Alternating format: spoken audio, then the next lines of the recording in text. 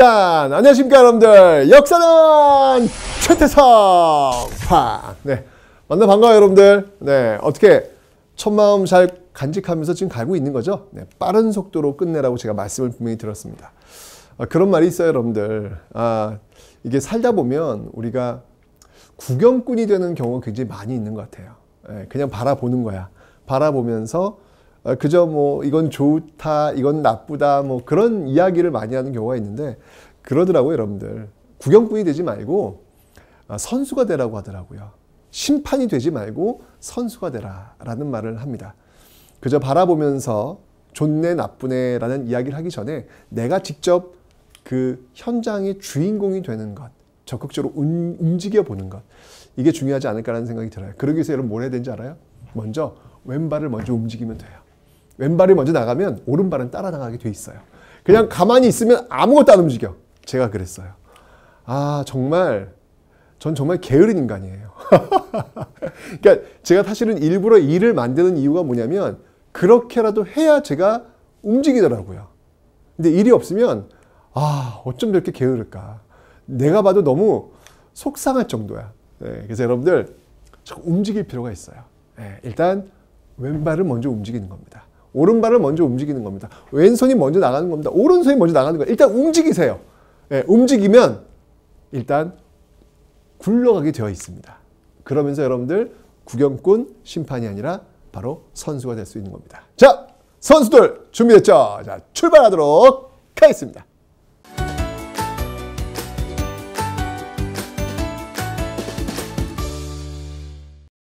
자, 여러분들 이제 우리가 통일신라 발에 연결되어 있는 남북국 시대에 대해서 한번 배워보도록 하겠습니다. 일단 여러분 남북국 시대라는 용어는요, 이 용어는 조선 후기 실학자 바로 유득공, 이 유득공의 발해고라고 하는 역사서죠. 여기서 이 남북국이라는 용어가 사용되었다라는 걸 일단 기억을 좀 해놓으세요. 그러니까 통일신라라고 하는 그 나라만 있었던 게 아니라 바로 그 고구려를 계승했던 발해도 같이 존재하고 있었다라고 해서 잃어버렸던 그 만주 지역의 역사를 다시 복원시켜 놓은 그런 역할을 지금 유득공이 했다라고 볼 수 있겠습니다. 자, 우선 여러분 남국이라고 할 수 있는 통일신라부터 한번 살펴보도록 하겠습니다. 우리 전에 배웠잖아요. 정말 그 잘 나갔던 그 신라의 그 전성기가 지금 계속 이어지고 있는 모습도 지금 여러분 보신 건데요. 자, 일단 여러분들 통일시켰어. 나 왕이야. 나 왕인데 나 통일시켰어. 그럼 나 어떨까? 힘 좀 있을까 없을까? 아니, 그러니까 어느 조직이 있으면 다른 조직을 내가 딱 합병을 시킨 거야. 내가 했어. 그럼 나는 어떨까? 세지. 셀 수밖에 없는 거예요. 그래서 통일신라 시대에 들어오면 여러분들 왕권은 더욱더 강화될 수밖에 없다는 얘기입니다. 즉 고대 국가보다 훨씬 더 강화된 모습으로 나타나게 될 텐데, 자, 그래서 통일신라 시대를 한번 두 덩어리로 한번 나눠보려고 그래요. 첫 번째 덩어리는 통일신라 그 전기로 볼 것이고요. 나머지 덩어리는 통일신라 후기, 즉 말기적 현상을 한번 살펴보도록 하겠습니다. 우선 이 통일신라 전기 상황을 보면요, 왕권이 굉장히 강력화되는 시기라고 보시면 돼요. 그 왕권을 강력하게 이끌어 나갔던 그 왕이 누구냐? 바로 신문왕을 들 수 있겠습니다. 신문왕.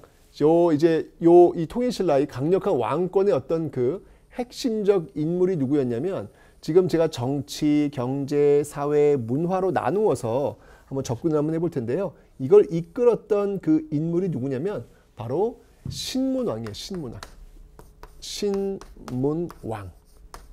네. 어떻게 읽는다? Newspaper King.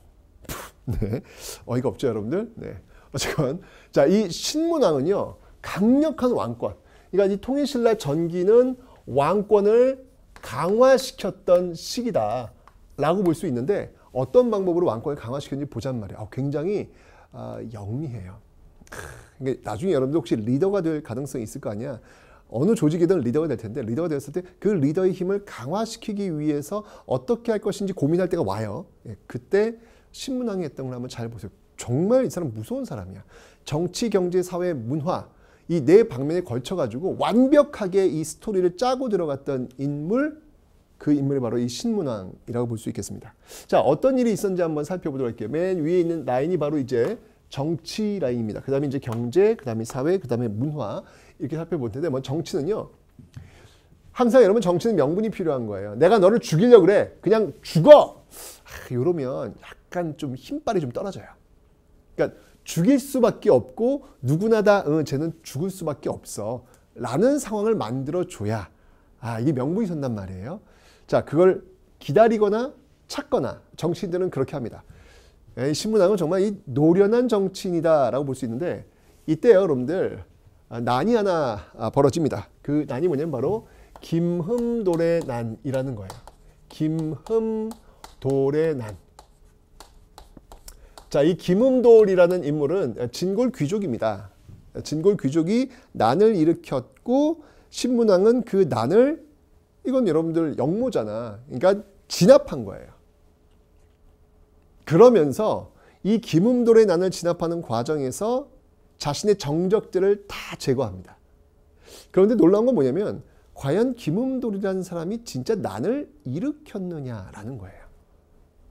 어떻게 보면 이 난은 신문왕이 기획한 난일 수도 있다라는 학자들의 이야기가 있습니다, 여러분들. 이게 무서운 거죠, 여러분들.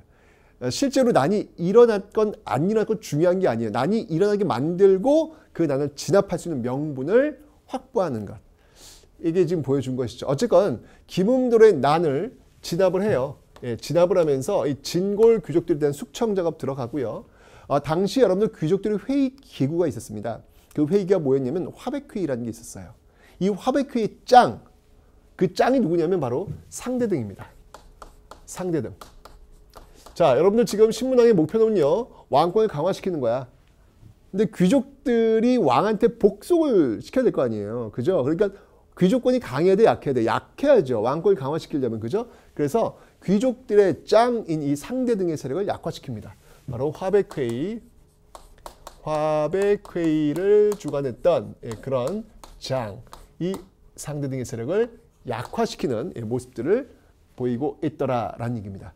자, 그리고 여러분들 상대등, 귀족의 장이었던 상대 세력을 약화시키고 자기의 오른팔들은 당연히 강화시킬 수밖에 없는 것이죠.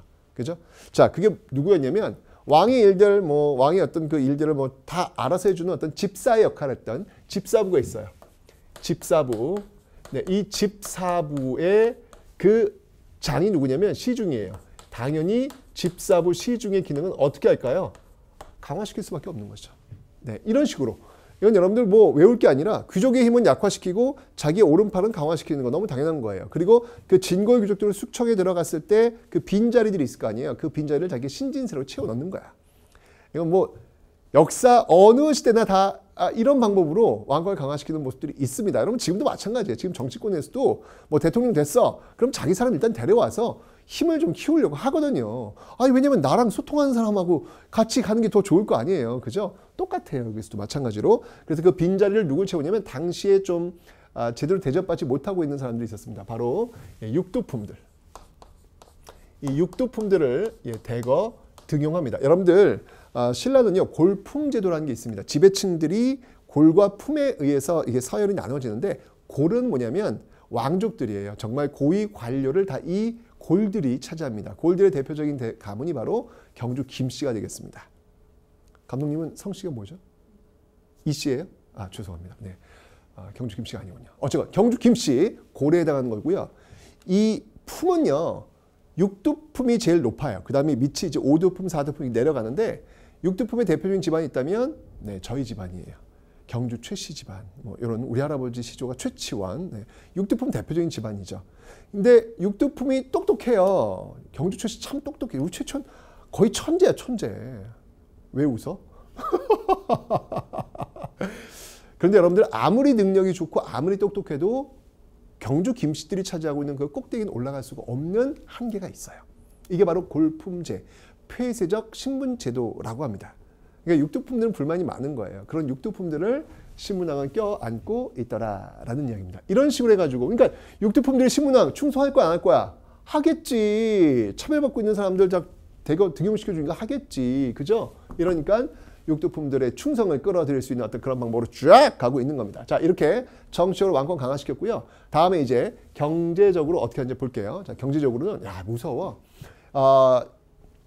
당시 여러분들 그 귀족들에게 주는 월급, 지금으로 생각하면 월급인데 옛날 사람들, 옛날 공무원들은 월급을 어떻게 받았을 것 같아요? 지금은 이제 공무원들이 이제 매달 17일인가요? 그럼 월급이 들어온다고 하더라고요. 통장으로 들어오겠지, 그지? 옛날 공무원들은 어떻게 받았을까? 옛날 공무원들 여러분들 어떻게 받았냐면 토지로 받았어요. 땅으로 받았어요. 근데 오해하지 마세요. 땅의 소유권을 받은 게 아니라 그 땅에서 국가에 있는 세금 있잖아요. 그 세금을 대신 가져가는 관리. 이걸 뭐라고 하면 거둘 숫자, 세금 조자, 세금을 거둘 수 있는 권리, 수조권이라 그래요. 옛날 공무원들은 이렇게 세금을 거둘 수 있는 권리를 가져가게 되는 겁니다. 이게 이제 월급 개념으로 보시면 돼요. 연봉 개념으로 볼 수 있겠죠. 자, 그런데 당시에 그 수조권을 주는 제도가 뭐가 있었냐면 노급이라는 게 있었어요. 자, 이 노급이라고 하는 건 뭐냐면 말 그대로 녹봉, 녹을 주는 거야. 국가의 녹을 먹고 너가 어찌 이럴 수 있단 말이냐 할 때 그 녹이야. 근데 그 녹을 뭘로 주냐면 읍이 뭐야? 읍면동, 마을이야, 마을. 마을을 녹으로 통째로 주는 거예요.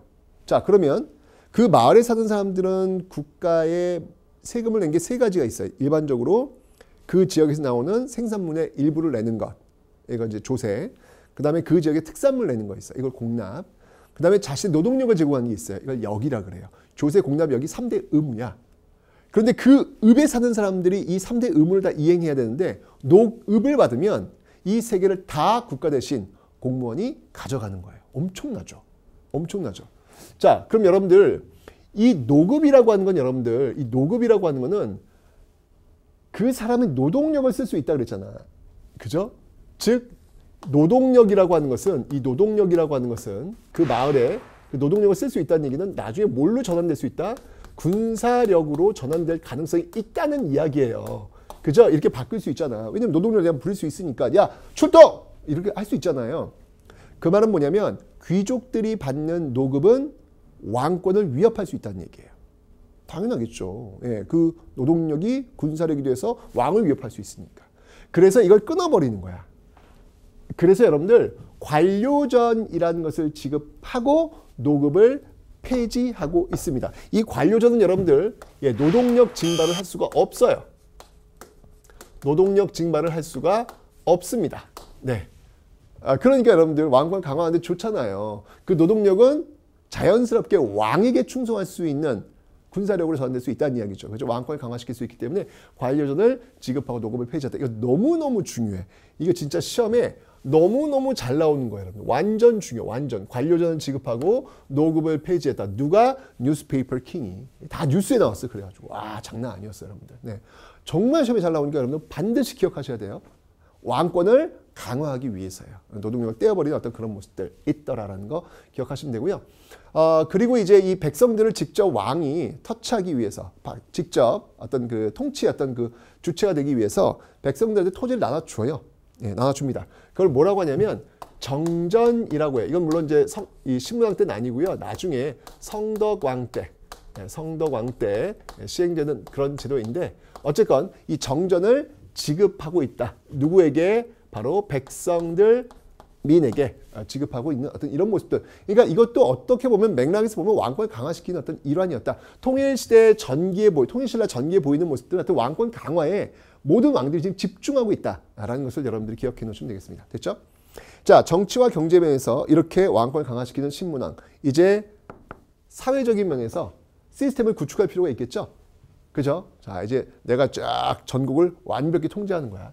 그래서 전국의 행정구역을 구주와 오소경으로 나눠요. 여러분들 기억하셔야 돼요. 지도에 지방행정조직 지도 나온 다음에 이게 어느 나라 지도인지를 알고 이 나라에 대한 특징으로 옳은 것을 이렇게 발문 나와요. 그러면 구주 오소경이면 통일신라, 5도 양계 지도 나오면 고려, 8도 나오면 조선. 요거 딱딱딱 여러분들이 접근하셔야 되는 거예요. 아셨죠? 자, 구주 오소경입니다. 이건 통일신라인데 여기서 여러분들 이 오소경의 기능을 좀 기억을 좀 해놓으실 필요가 있겠어요. 말 그대로 5개의 작은 경주야. 신라의 수는 경주잖아요. 그죠? 그런데 그 경주와 똑같은 경주를 5개를 만들어 놨다는 이야기예요. 자, 왜 만들어 놨을까?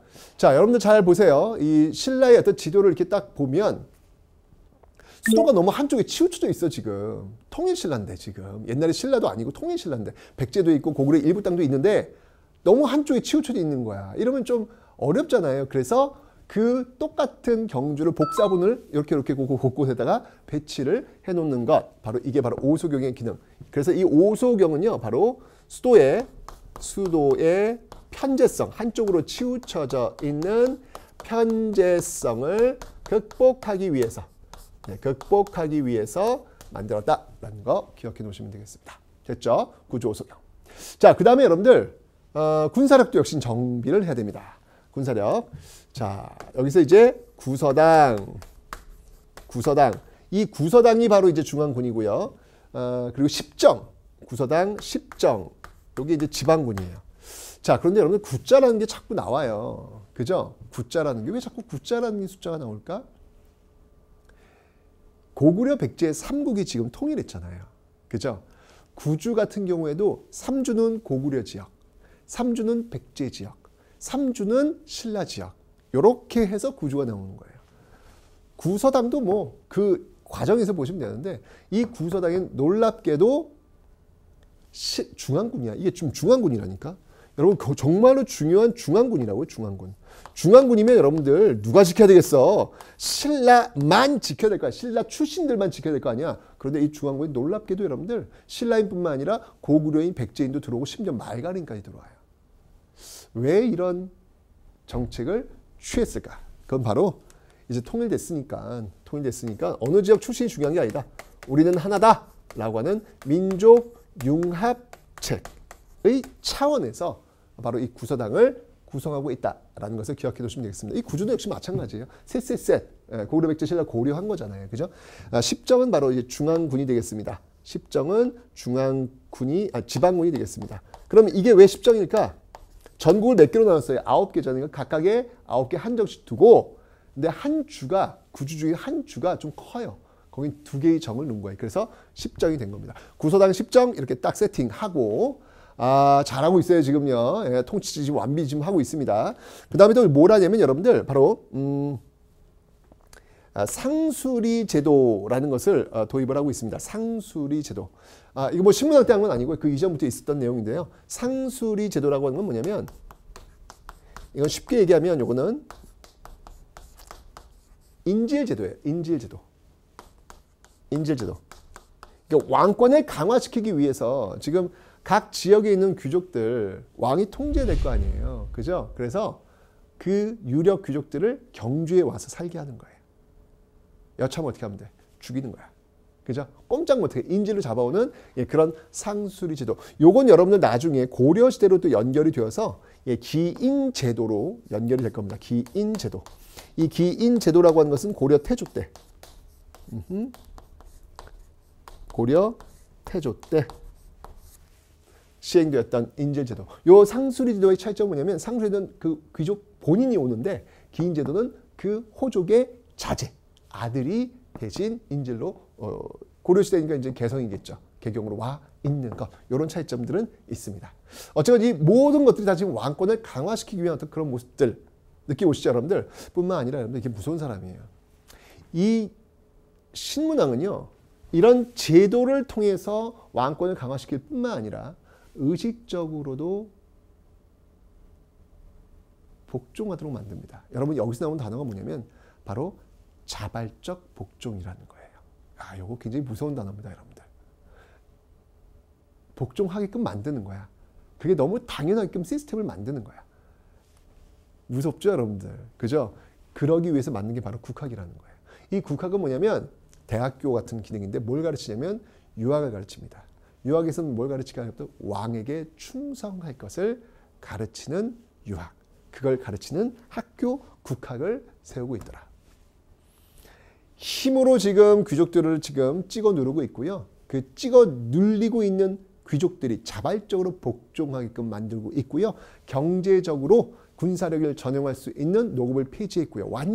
정말 완벽하게 세팅 딱 돼가지고 꽉 쥐고 있는 신문학. 그 전후엔 어떤 이런 개혁의 내용들. 정말 무서운 정치인이다라는 것을 느끼게 합니다. 그죠? 자, 이렇게 해서 이제 왕권을 강화시켰단 말이에요. 그런데 문제가 있어. 이게 이제 항상 제가 늘 얘기했죠. 역사는 계속 영원한 게 없어. 예, 항상 그 절정이 있으면 그 절정은 곧 내려오는 길의 출발점이라니까. 이게 바뀝니다. 언제로? 자, 뒤쪽으로 한번 가볼게요. 자, 이제 통일신라 후기로 갑니다. 후기로 가면요, 여러분 이 앞에 있었던 내용들이 다 뒤바뀐다라고 보시면 돼요. 다 뒤바뀐다라고 보시면 됩니다. 자, 어떻게 뒤바뀌는지 볼게요. 이때는요, 후기가 되면요, 왕권이 추락을 하는 시기입니다. 왕권이 추락을 하는 시기예요. 자, 어떤 과정을 통해서 나오는지 한번 볼게요. 자, 일단 여러분 이 통일신라 후기의 어떤 그 출발점으로 본다면 김헌창의 난을 들 수 있어요. 김헌창의 난. 이 김헌창의 난을 계기로 해서 왕권은 추락을 거듭하게 됩니다. 김응돌의 난을 계기로 해서 왕권이 강화됐잖아. 앞에서는, 그죠? 통일신라 초기에는, 그죠? 그런데 이제 이 통일신라 후기에서는 김헌창의 난을 계기로 해서 왕권이 추락하게 되는 거예요. 이 김헌창의 난 이후부터는요, 서로 진골들이 왕이 되겠다고 서로 싸웁니다. 진골 귀족 간에 왕위 다툼이 벌어져요. 난리 났어.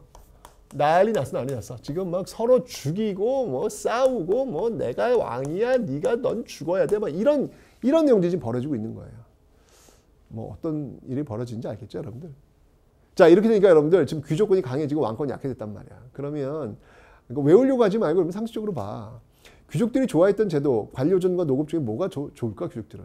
노급 좋아하겠죠. 왜? 군사력을 마음대로 쓸 수 있어요. 노동력을 마음대로 쓸 수 있으니까. 그죠? 그러면 왕권이 지금 약화됐고 귀족권이 강해졌어. 노급 어떻게 됐을까? 당연히 복원된 거예요.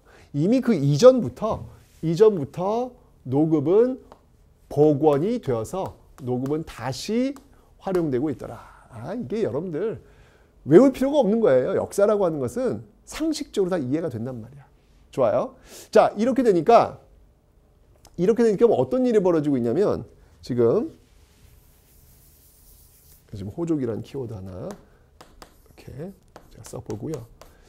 이 골품제의 모순이 굉장히 심화되는 모습들이 있습니다. 골품제의 모순 계속 올라가는 거예요. 진골 귀족끼리 자기들끼리만 지금 막 하겠다고 하고 서로 싸우고 있는 어떤 그런 모습들, 이런 모습들이 보여지니까 중앙에서 지금 이렇게 막 서로 싸우고 있으니까 지방 통제가 돼, 안 돼? 안 되겠지 지금, 그죠? 그러니까 그 지방에서 그래, 여기 비었네, 뭐 내가 좀 이렇게 좀 여기 다스려도 뭐라고 안 그러네, 왜 관심이 없어? 중앙에서 왕이 되려고 지금 서로 싸우고 있으니까. 그러면서 등장한 단어 호족이라는 인물. 난 이 지역의 성주요, 난 이 지역의 장군이요. 성주 장군을 칭하는 호족들이 등장하게 됩니다. 자, 이 호족 1세대가 있다면 누가 있냐면요. 호족 1세대에는요. 이 사람을 빼놓을 수가 없죠. 호족 1세대. 바로 바다의 신. 제발 이순신이라고는 이야기하지 말아줘요. 해신. 바로 장보고입니다. 장보고. 저는 오늘 장보고 얘기 꼭 해야 돼요, 여러분들. 장보고는 여러분들 진골에 들어가지 않아요. 그러니까 골품에 들어가지 않아요. 그러니까 이 시대 완전히 흙수저야. 그냥 바닷가 어딘가에 태어났어. 이름도 몰라. 어디 태어난지도 몰라. 장보고 이거 나중에 지은 이름이야. 그냥 어렸을 때 활 좀 잘 쐈나 봐. 활 잘 쏴서 그냥 활보 이렇게 불렸대요. 뭐 잘 먹는 사람 먹보라고 부르듯이 활보라고 불렀대요. 이 당시에 여러분들 흙수저로 살아가는데 조건이 있어요. 어떤 조건인지 아세요? 절대 꿈을 가지서는 안 돼요. 왜? 그 꿈은 100% 이루어질 수 없기 때문에. 왜? 골품 제도가 있기 때문에. 그래서 꿈을 갖는 순간 비극이 시작되는 거예요. 왜? 안 이루어진다니까요. 그 시대 안 태어났기 다행이야. 그죠, 여러분들? 그래도 지금은 그래도 희망의 빗줄기 그래도 있잖아. 그죠? 근데 이 당시 완벽히 없어요. 완벽히 불가능해요. 이런 시대에 여러분들 꿈을 갖게 되면 진짜 슬퍼요. 정말 힘들어요. 근데 장보고가 꿈을 가진 거야. 바보, 어떡해. 꿈을 가지면 안 되는데. 그러니까 꿈을 가졌지만 이 활을 잘 쏘니까 활을 갖고 뭔가 좀 장군의 꿈을 가졌던 것 같아요. 근데 그 꿈은 이루어질 수 없다니까요. 이 골품제도 현실 속에서는. 그런데 이 장보고가 어느 날 바닷가에서 많이 울었겠지. 10대의 나이야. 여러분 똑같은 나이야. 10대의 나이에 나는 꿈을 왜 이룰 수 없을까 많이 울었을 거야. 그러다가 결심을 해요. 어차피 이 땅 육지에서 내가 이룰 게 없다면 내 앞에 있는 바다, 이 푸른 바다를 한번 건너가 볼 것이다. 여러분은 바다를 건넌다고요? 지금은 이 바다 건너에 뭐가 있지? 바로 검색 들어갑니다. 그럼 다 나와요. 그죠? 근데 그 당시에는 어떠한 정보도 없어요. 그 푸른 바다를 건넌다는 얘기는 그 푸른 바다 건너에 무서움과 두려움과 공포, 심지어는 죽음마저도 기다리고 있다라는 겁니다. 그런데 장보고는 꿈을 위해서라면 무서움과 두려움과 공포, 심지어 죽음까지도 내가 한번 감당해 보겠다라고 하면서 그 푸른 바다를 건너요. 밀항을 나눌 어느 배에 몰래 타가지고 도착한 곳은 바로 중국 당나라. 거기서 반란이 일어났는데 그 반란을 진압하는 반란을 진압하는 군인들을 모집했나 봐요. 저 활 좀 쏩니다. 승승장구 고속 승진 소장 지위까지 올라가요. 성공한 거죠. 그 과정 속에서 바다 위를 봤는데 무역선이 왔다 갔다 하는 거야. 돈 좀 버니? 물어봤는데 돈 무지하게 번대. 그래서 무역업에 또 뛰어들어요. 군인에서 무역업자로. 결과 어땠을까? 대박이 나요. 여러분들 이 장보고가 그 무역업에 뛰어들기 위해서 만들었던 센터가 있어요. 중국에 있는 그 신라인들을 모아가지고 정보가 필요할 거 아니야. 어느 쪽에 물건이 싸고 어느 쪽에 물건이 비싼지 알아야 될 거 아니에요. 그 정보를 했던 곳이 어디였냐면 바로 법화원이라는 곳이 법화원. 중국 산둥만두에. 여기서 이제 신라인들 모은 거예요. 여기서는 여러분들 어떤 그 불경을 외우잖아요. 그럼 신라어로. 중국인들도 불구하고 그만큼 신라인들이 많았기 때문에. 그죠? 여기서 어떤 네트워크 기지 역할을 해가지고요. 돈을 여러분 정말 어마어마하게 벌어요. 장보고는 여러분들 한중일 삼국의 역사서에서 등장하는 유일한 평민 출신이에요. 딱 한 명이에요. 평민 출신으로 삼국의 역사에 등장하는 유일한 사람인데 일본에서 장보고는 어떤 의미냐면 장보고 하면 장재벌이에요. 그렇게 딱 느낌이 와. 중국에서는 장보고는 어떤 사람이 신이야. 돈의 신이야. 그러니까 돈을 너무 많이 번 거야. 어마어마하게 번 거야. 근데 그 많이 돈 번 이 장보고가 이렇게 봤는데 신라인들이 끌려와가지고 노예시장으로 좀 팔려나가는 모습 본 거예요. 해적들한테 끌려온 거지. 그래서 귀국을 해요. 그리고 왕을 만납니다. 극적인 것 같아요, 여러분들. 옛날 그 바닷가 소년 시절에는 꿈도 꿀 수 없는 왕이 누구야? 신라의 왕이면 그 진골의 그 꼭대기 아니야. 어떻게 만나? 어떻게 말도 안 되지. 그런데 이제 이 동북아에 어마어마한 유력자가 되어가지고 딱 와가지고 왕을 만나요. 왕을 만나서 내가 이 지역의 해적을 소탕시켜가지고 신라인들 끌려가면 내가 맞겠다. 나한테 그런 기지 하나 달라. 라고 해서 확보한 곳이 바로 청해진이라는 곳입니다. 완도. 이 청해진이 설치된 이후에 해적들이 날뛰었다는 기록이 없어요. 완벽하게 제압한 거죠. 그죠? 정말 이 장보고를 보면 그 10대의 나이에 전 두 가지가 기억나더라고요. 10대의 나이에 그 푸른 바다를 건너는 그 결정. 여러분들 푸른 바다는 어떻게 보면 상징적 단어일 수 있어요. 여러분 모두 앞에는 푸른 바다가 놓여 있습니다. 그 푸른 바다 앞에 있는 여러분들은 어떤 자세로 그 푸른 바다를 바라보고 계신지 한번 여쭙고 싶고요. 또 하나 뭐냐면 장보고 보세요. 장보고는 절대로 여러분들 불행의 시작은 언제부터 시작된지 아십니까? 바로 누군가와 비교하는 순간부터 불행은 시작됩니다. 장보고는요. 왜 난 경주 출신이 아니야? 왜 난 골프에 들어가지 않았어? 왜 난 이따위야? 누군가와 비교하지 않았어요. 장보고는 오로지 자신이 잘하는 것, 활 쏘는 거잖아요. 활 쏘는 것, 내가 잘하는 것 그거 갖고 자신의 인생을 디자인해 나갔던 10대의 여러분과의 친구 또래였다는 사실. 요거 여러분들 굉장히 우리가 놓치지 말아야 될 부분이 아닐까라는 생각입니다. 어쨌건 이 장보고 호족 1세대의 모습들. 근데 이 장보고가 말이야. 자기 딸을 왕비로 집어넣으려고 그랬어. 골풍제도 속에 들어가려고 했단 말이에요. 이거는 아니거든. 이 시대 이거 불가능하거든. 결국은 칼에 찔려 죽죠. 이래서 장보고의 꿈은 이루어지지 못한 듯 했는데 중요한 건 뭐냐면 이런 장보고의 시도를 통해서 이제 제2의 장보고, 제3의 장보고, 제4의 장보고가 나온다는 거예요. 그 장보고들이 바로 중세 고려를 열게 되는 겁니다. 자, 2세대 호족들을 한번 좀 살펴보도록 할게요. 그렇게 등장했던 2세대의 호족들. 우린 잘 알고 있어. 우린 잘 알고 있어. 예, 바로 2세대 호족이 있다면요. 예, 바로 주준 견훤을 들 수 있습니다. 견훤. 견훤 들 수 있고요. 이 견훤은요. 도읍지를 어디다가 전주에 전주. 네. 완산주에다가 도읍을 정하고 후백제를 세웁니다. 후백제를 세우는 모습들 이렇게 있고요. 그 다음에 이제 아주 유력한 또 호족으로서는 이제 궁예가 있죠. 궁예. 이 모두가 다 지금 신라의 그 골품 제도에 도전하는 거야. 뚫을 수 없는 그 유리벽에 도전하고 있는 새로운 세력들이 지금 등장하고 있는 거야, 지금. 그죠? 이 궁예는 송악에다가. 송악은 지금 개성이에요, 여러분들. 여기다가 이제 후고구려를 세우게 됩니다. 그리고 이후엔 여러분들, 이후에는 또 마진, 태봉, 이런 나라로 또 이름을 바꾸고 있어요. 이제 철원 같은데. 예, 가면 볼 수가 있습니다. 이런 궁예가 있고요. 그 다음에 이제 견훤과 궁예를 제압하면서 종국적 승리자가 됐던 사람이 누구였습니까? 바로 왕건이었죠. 왕건. 왕건이 이제 바로 경의 도읍을 정하고 바로 고려라는 중세 시대를 열게 되더라 라는 겁니다. 그러니까 장보고가 그 뚫을 수 없는 유리벽을 툭툭 쳤지만 결국 칼에 맞아 죽었잖아요. 그죠?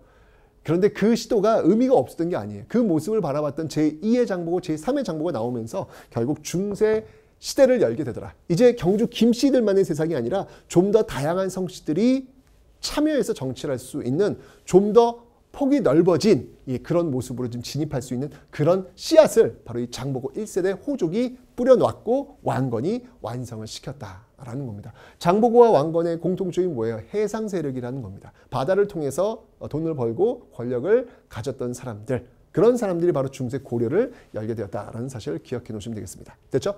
자, 어쩌면 이게 호족들이 마바바바방 막 성장하고 있어요, 지금. 그죠? 중앙에서는 서로 싸우고 있고 지방에서는 이 지역은 내가 왕이야 뭐 이런 식으로 나오고 있으니까 이게 난리죠, 사실은요. 그죠? 항상 한 나라의 마지막은 이런 모습인 것 같아요. 당연히 못 살겠다, 갈아보자, 일어날 수밖에 없죠. 바로 원종과 애노의 난이 일어날 수밖에 없는 그런 배경이 나타나고 있더라라는 겁니다. 정말 이런 모습들 속에서 참 이 백성들 항상 그 나라의 마지막은 참 이렇게 비슷하구나 라는 어떤 그런 생각이 드네요. 자, 그 다음에 이제 문화적인 측면에서 보면요, 여러분이 지방 호족들 있잖아요. 지방 호족들을 서포트해주는 그런 사상들이 성장하게 됩니다. 자, 먼저 첫 번째는 여러분들 이때 선종이 유행을 해요. 자, 선종이 무엇인지 설명을 드릴게요.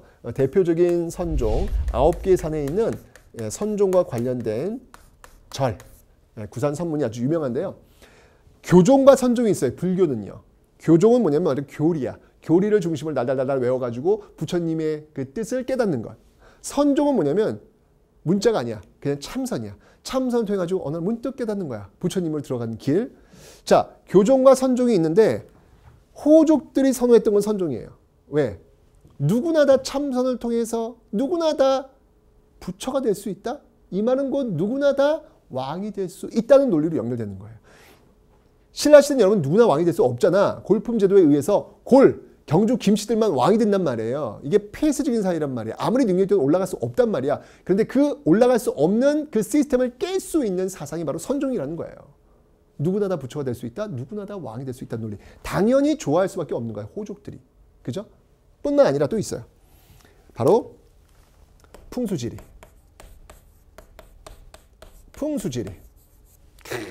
경주의 기운을 수했다. 내가 있는 이 지역들에 이제 새로운 왕의 기운이 뿜어나오고 있다. 내가 왕이다.